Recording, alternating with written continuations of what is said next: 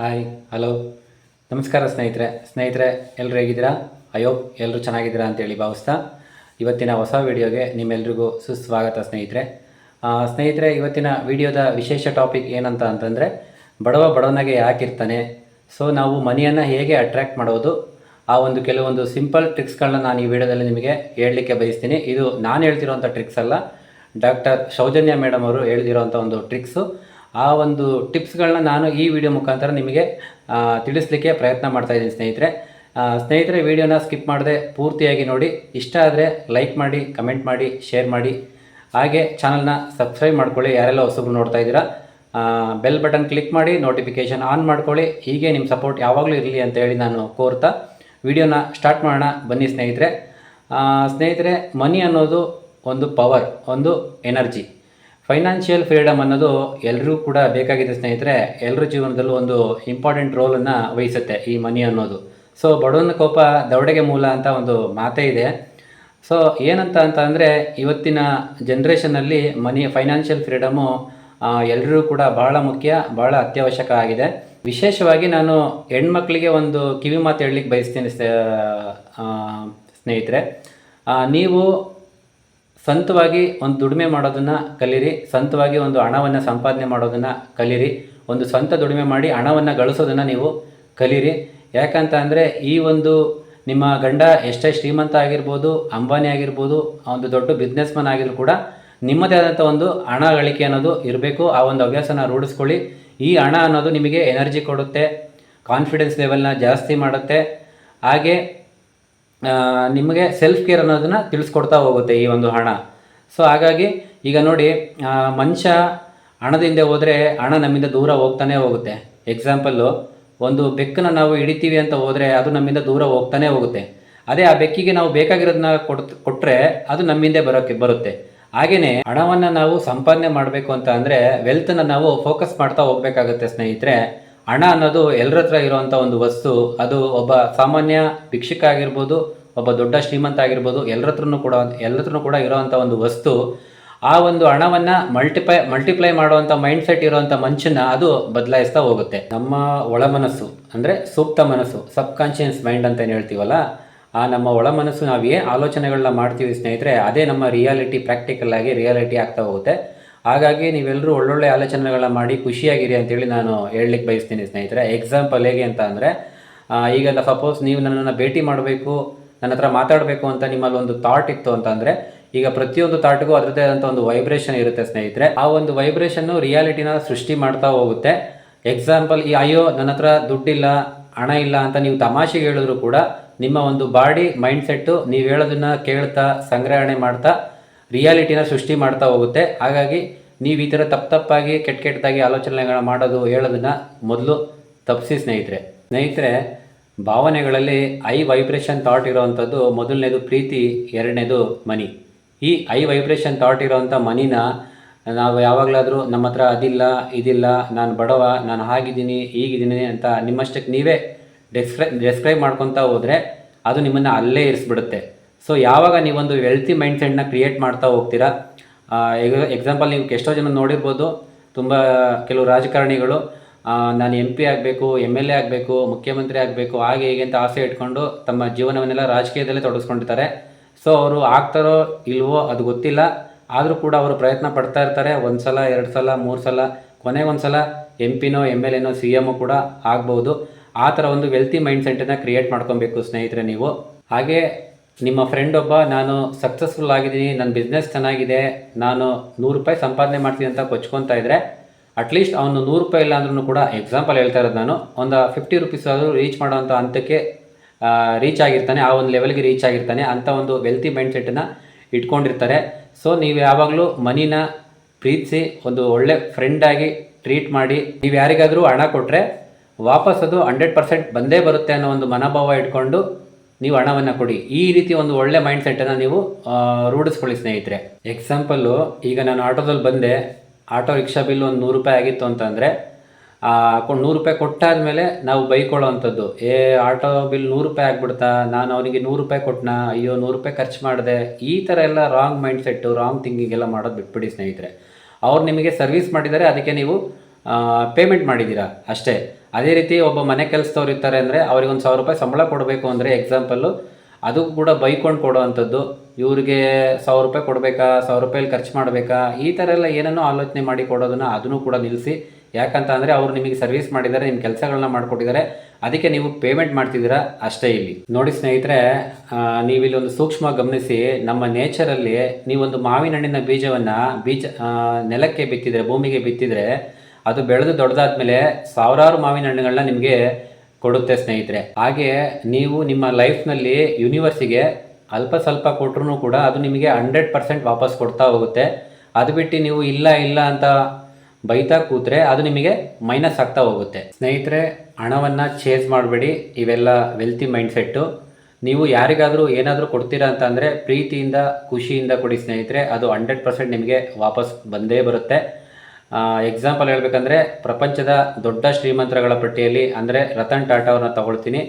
ಅವರು ತುಂಬ ಜನಗಳಿಗೆ ದಾನಗಳನ್ನ ಮಾಡಿದ್ದಾರೆ. ಸೊ ಅವ್ರು ಎಷ್ಟೇ ಮಾಡಿದರೂ ಕೂಡ ಅವ್ರ ಹತ್ರ ವೆಲ್ತು ಕಡಿಮೆನೇ ಆಗಲಿಲ್ಲ. ಇವತ್ತು ಟಾಟಾ ಅನ್ನೋದು ಒಂದು ದೊಡ್ಡ ಸಂಸ್ಥೆಯಾಗಿ ನಮ್ಮ ದೇಶದಲ್ಲಿ ಬೆಳೆದಿದೆ. ಸೊ ಟಾಟಾ ಸಾಲ್ಟ್, ದೇಶದ ಉಪ್ಪು ಅಂದರೆ ಭಾರತ ಜನತೆಗೆ ಒಂದು ಸರ್ವಿಸನ್ನು ಅವರು ಕೊಡ್ತಾ ಇದ್ದಾರೆ. ಅದೇ ರೀತಿ ನೀವು ಸಮಾಜಕ್ಕೆ ಏನಾದರೂ ಕೊಡಬೇಕು, ನನ್ನ ಸಂಪಾದನೆಯಿಂದ ಈ ಸಮಾಜಕ್ಕೆ ನಾನು ಏನಾದರೂ ಕೊಡಬೇಕು, ನನ್ನ ಕಮ್ಯುನಿಟಿಗೆ ಏನಾದರೂ ಕೊಡಬೇಕು ಅಂತ ಡಿಸೈಡ್ ಮಾಡಿ, ಆವಾಗ ದುಡ್ಡು ಕೂಡ ನಿಮ್ಮ ಜೊತೆ ನಿಮ್ಮ ಹಿಂದೆ ಬಂದೇ ಬರುತ್ತೆ. ಈಗ ನೋಡಿ, ಪ್ರಪಂಚ ಎಷ್ಟು ವಿಶಾಲವಾಗಿದೆ, ಅದೇ ರೀತಿ ಆಕಾಶ ಎಷ್ಟು ವಿಶಾಲವಾಗಿದೆ, ಗಾಳಿ ಎಷ್ಟು ವಿಶಾಲವಾಗಿದೆ, ನೀರು ಕೂಡ ಎಷ್ಟು ವಿಶಾಲವಾಗಿದೆ. ಅದೇ ರೀತಿ ಸ್ನೇಹಿತರೆ, ನಮ್ಮ ಬಳಿ ಇರುವಂಥ ಹಣನೂ ಕೂಡ ವಿಶಾಲವಾಗಿದೆ. ಅದು ಒಂದು ದೊಡ್ಡ ಸಮುದ್ರ ಅಂತೇಳಿ ನೀವು ಯೋಚನೆ ಮಾಡೋಕ್ಕೆ ಶುರು ಮಾಡಿ. ಅದು ಮರದಲ್ಲಿ ಸಿಗುವಂಥ ವಸ್ತು ಅಂತಲೂ ಕೂಡ ಯೋಚನೆ ಮಾಡೋಕ್ಕೆ ಶುರು ಮಾಡಿ. ಯಾವಾಗ ನೀವು ನಮ್ಮ ಹತ್ರ ಇಲ್ಲ ಇಲ್ಲ ಅಂತ ಹೇಳ್ಕೊತೀರೋ ಅದು ಇಲ್ದಂಗೆ ಆಗೋಗ್ಬಿಡುತ್ತೆ. ನೋಡಿ, ಅಸ್ತು ದೇವತೆಗಳು ನೀವು ಹೇಳಿದಕ್ಕೆಲ್ಲ ಅಸ್ತು ಅಸ್ತು ಅಂತ ಹೇಳ್ತಾರೆ. ಈಗ ನೀವು ನಮ್ಮ ಹತ್ರ ಇಲ್ಲ ಇಲ್ಲ ಅಂತ ಹೇಳ್ತಾ ಹೋದರೆ ಅದು ಇಲ್ಲ ಅಂತಲೇ ಆಗ್ಬಿಡುತ್ತೆ ಸ್ನೇಹಿತರೆ. ಮನಿಯನ್ನು ನೀವು ವೆಲ್ಕಮ್ ಮಾಡಬೇಕು, ಪ್ರೀತಿಸಬೇಕು, ಒಂದು ಸ್ಟ್ರಾಂಗ್ ರಿಲೇಷನ್ಶಿಪ್ಪನ್ನು ಇಟ್ಕೊಬೇಕು ಮನಿ ಜೊತೆ. ಹೇಗೆ ಅಂತ ಅಂದರೆ, ಸಂಬಳ ಆದ ತಕ್ಷಣ ನನ್ನ ಹತ್ರ ಹಣ ಇರೋದಿಲ್ಲ, ಸಂಬಳ ನಿಲ್ಲಲ್ಲ, ಈ ಥರ ಎಲ್ಲ ಬ್ಯಾಡಾಗೆಲ್ಲ ಥಿಂಕ್ ಮಾಡಬಾರ್ದು, ಮಾತನಾಡಬಾರ್ದು. ಅದ್ರ ಬದಲು ಮನಿ ಅನ್ನೋದು ನನ್ನ ಬೆಸ್ಟ್ ಫ್ರೆಂಡು, ದುಡ್ಡು ಅನ್ನೋದು ನನ್ನ ಒಂದು ಬೆಸ್ಟ್ ಫ್ರೆಂಡ್ ಅಂತ ಹೇಳ್ಕೊಳ್ಳಿ. ನೀವೊಂದು ವೆಲ್ತಿ ಸೋರ್ಸ್ ಕ್ರಿಯೇಟ್ ಮಾಡ್ತಿದ್ದೀರಾ. ಎದಕ್ಕೆ ಕ್ರಿಯೇಟ್ ಮಾಡ್ತಿದ್ದೀರಾ ಅಂದರೆ, ಈ ಸಮಾಜಕ್ಕೆ ನಾನು ಏನಾದರೂ ಕೊಡಬೇಕು ಅಂತೇಳಿ ಮಾಡ್ತಾಯಿದ್ದೀರಾ. ಅದೇ ರೀತಿ ನೀವು ಯೂನಿವರ್ಸಿಗೆ ಏನು ಆಲೋಚನೆ ಮಾಡ್ತೀರಾ ಅದನ್ನು ಅದು ಪಕ್ಕ 100% ಅದನ್ನೇ ವಾಪಸ್ ಕೊಡುತ್ತೆ ನಿಮಗೆ ಸ್ನೇಹಿತರೆ, ನೆನ್ಪಿಟ್ಕೊಳ್ಳಿ. ಹಾಗಾಗಿ ನಿಮ್ಮ ಅರ್ನಿಂಗ್ನಲ್ಲಿ 5% ನಿಮಗೆ ಅಂತ ಖರ್ಚು ಮಾಡಿಕೊಂಡ್ರೆ 1%ನಾದರೂ ಸಮಾಜದಲ್ಲಿ ಯಾರಿಗಾದರೂ ಒಂದು ದಾನವಂತ ಮಾಡಿ. ನಿಮ್ಮ ಯಾರೋ ಒಬ್ಬರು ಸ್ನೇಹಿತರು ಒಂದು ಕಾರ್ನ ತೊಗೊಂಡ್ರು ಅಂತ ಅಂದರೆ ಅವ್ರಿಗಿಂತ ಹೆಚ್ಚಾಗಿ ನೀವು ಅದನ್ನು ಖುಷಿ ಪಡಿ ಸ್ನೇಹಿತರೆ, ಸೆಲೆಬ್ರೇಟ್ ಮಾಡಿ. ಯಾಕೆ ಗೊತ್ತಾ, ಇವತ್ತು ಯಾರೋ ಒಬ್ರು ಆ್ಯಕ್ಟರ್ಸು ಬಾಲಿವುಡ್ಗೆ ಬಂದರು ಅಂತಂದರೆ ಅವ್ರ ಬಗ್ಗೆ ಕೆಟ್ಟದಾಗಿ ಕಮೆಂಟ್ ಮಾಡೋದು, ಬ್ಯಾಡಾಗಿ ಕಮೆಂಟ್ ಮಾಡೋದು. ಅದೇ ರೀತಿ ಯಾರೋ ಒಬ್ರು ಏನಾರೋ ಕೆಲಸ ಮಾಡಿದ್ದಾರೆ ಅಂತಂದರೆ ಅದ್ರ ಬಗ್ಗೆ ಕೆಟ್ಟದಾಗಿ ಕಮೆಂಟ್ ಮಾಡಿ, ಕೆಟ್ಟದಾಗಿ ಮಾತನಾಡ್ಕೊಳ್ಳೋದು. ಈ ಥರ ಕಾಲು ಎಳೆಯುವಂಥ ಕೆಲಸ ಮಾಡೋರು ಯಾವತ್ತೂ ಕಾಲು ಕೆಳಗೆ ಇರ್ತಾರೆ, ಕಾಲು ಹತ್ರನೇ ಇರ್ತಾರೆ. ಅವ್ರು ಯಾವುದೇ ಕಾರಣಕ್ಕೂ ಮುಂದೆ ಬರೋಕ್ಕೆ ಚಾನ್ಸೇ ಇಲ್ಲ, ಅವಕಾಶನೇ ಇಲ್ಲ.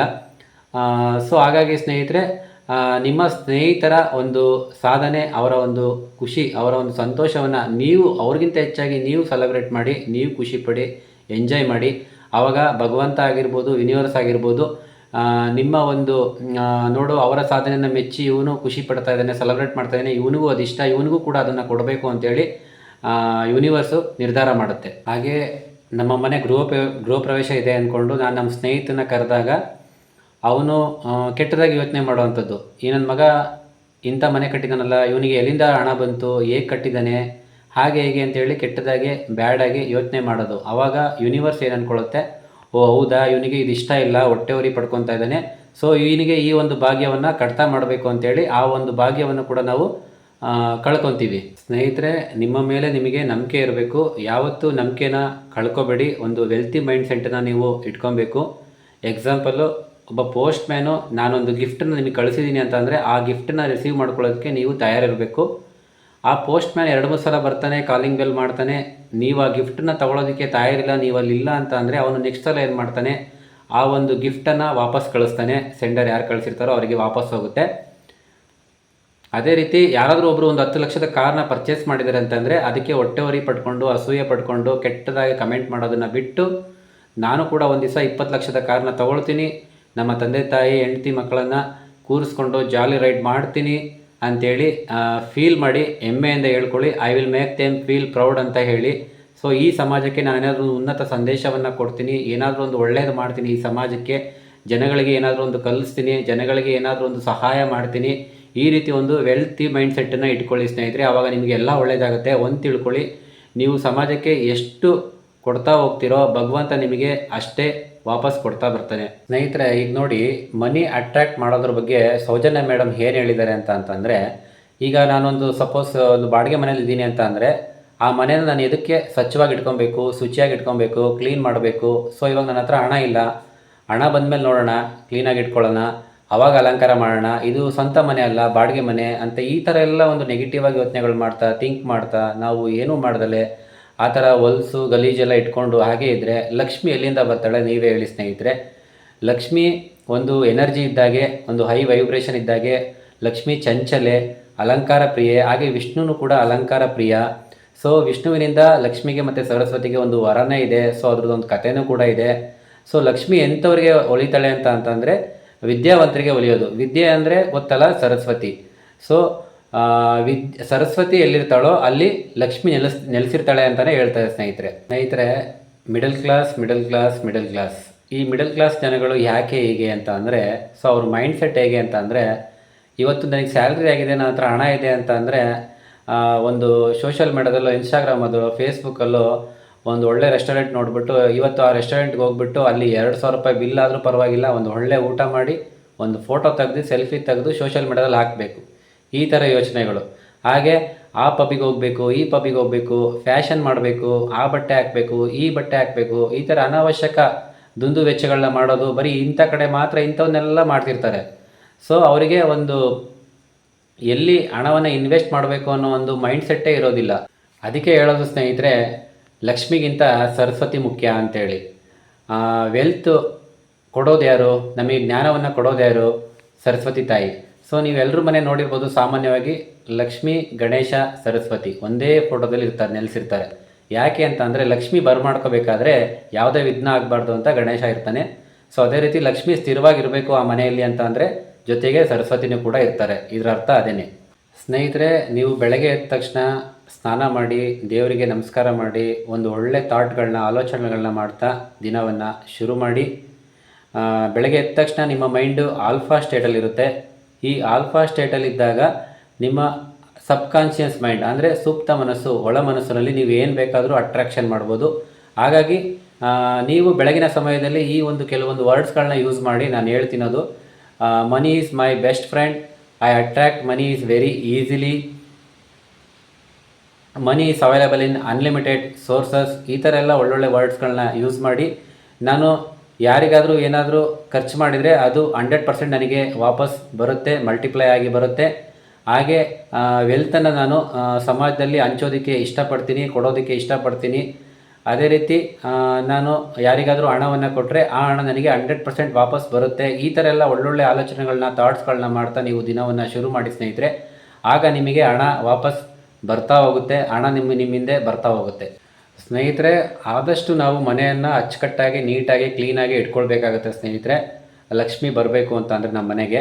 ಈಗ ಎಕ್ಸಾಂಪಲ್ಲು, ನೀವು ಯಾವುದಾದ್ರೂ ಒಂದು ಹೋಟೆಲ್ಗೆ ನನ್ನನ್ನು ಕರ್ಕೊಂಡು ಹೋಗಿದ್ದೀರಾ ಅಂತ ಅಂದರೆ, ಆ ಹೋಟೆಲಲ್ಲಿ ಏನಾದರೂ ಗಲೀಜಿದೆ, ವಾಸನೆ ಬರ್ತಾಯಿದೆ, ನೆಲ ಗುಡಿಸಿಲ್ಲ, ಸಾರಿಸಿಲ್ಲ ಅಂತ ಅಂದರೆ ಆ ಜಾಗ ನೋಡಿ ನನಗೆ ಇರಿಟೇಟ್ ಆಗುತ್ತೆ. ಏನಪ್ಪ ಇವರು ಇಂಥ ಹೋಟೆಲ್ ಕರ್ಕೊಂಬಂದಿದ್ದಾರೆ, ಇಲ್ಲಿ ಇರಲಿಕ್ಕಾಗ್ತಾಯಿಲ್ಲ, ಅಸಹ್ಯ ಆಗ್ತಿದೆ ಅಂಥೇಳಿ ನಾನೇನು ಮಾಡ್ತೀನಿ, ನಿಮ್ಮನ್ನು ಕರ್ಕೊಂಡು ಎಲ್ಲಾದರೂ ಬೇರೆ ಕಡೆ ಹೊರಗಡೆ ಹೋಗೋಣ, ಬೇರೆ ಜಾಗದಲ್ಲಿ ಹೋಗಿ ಮಾತಾಡೋಣ ಅಂಥೇಳಿ ಕರ್ಕೊಂಡು ಹೋಗ್ತೀನಿ.